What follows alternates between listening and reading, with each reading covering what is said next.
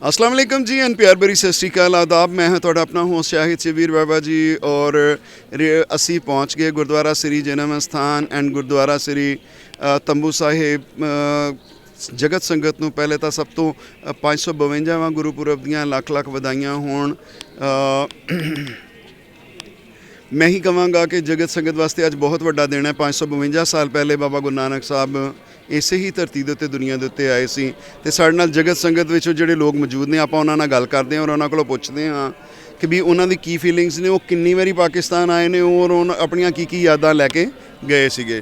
जी भाई जी, वाहिगुरू जी का खालसा वाहिगुरू जी की फतेह जी।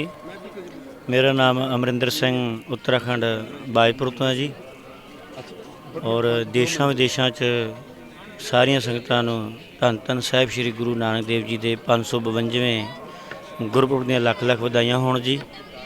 पहली बारी पाकिस्तान आउण दा सबब बनिया और मैं ये सतगुरु गुरु नानक पातशाह जी का बहुत बहुत जिन्ना शुकराना कर लिए थोड़ा कि कभी सोचा भी नहीं सी कि भी इत्थे दर्शन होणगे। और जदों इत्थे पहुँचे तो इन्ने प्यार सत्कार दे नाल इत्थे दे लोकां ने साडा स्वागत किया और बड़े प्यार दे नाल मिल जुल रहे ने। बड़े प्यार दे नाल इत्थे दी जो आवाम है, प्रशासन है, बड़े सोहने ढंग दे नाल वो सानू गाइड कर रहे ने। और जिथे देशों विदेशों संगतां भी पहुँचियां ने उत्थे साडे बाबा जी बाबा शबीर अहमद जी बड़े ही प्यार दे नाल ये संगतां नूं पाकिस्तान दे विच जो पुरातन गुरुद्वारे हैं, पुरातन इमारतां हैं, जो सानू अपने घर बैठे दिखाते रहते हैं। सतगुरु गुरु नानक पातशाह जी कृपा करन, इहो जे वीरां नूं चढ़दी कला दी दात, ये सेवा करन दा जिहड़ा सबब है ये बख्शदे रहन।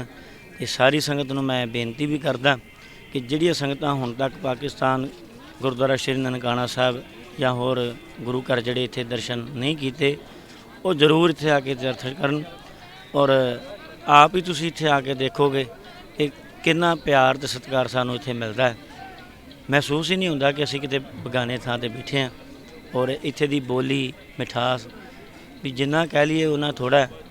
ये मैं थोड़े शब्दों के विच फिर बाबा शबीर अहमद जी का धन्नवाद करदा कि जो ये सानू इत्थे बैठ के सानू अपने घर दे विच गुरु धामां दे दर्शन कराउंदे रहिंदे ने। सतगुरु इन्हां नूं चढ़दी कला दी दात बख्शण ते ये जिहड़ा भाईचारा है ये बनिया रहे। ये जिहड़ा करतारपुर दा लांघा है वो हमेशा वास्ते सदा खुलिया रहे। वाहिगुरू जी का खालसा, वाहिगुरू जी की फतेह। हाँ जी जी वीर जी, तुसीं तां बड़ी एक मिनट वीर जी जरा प्लीज़।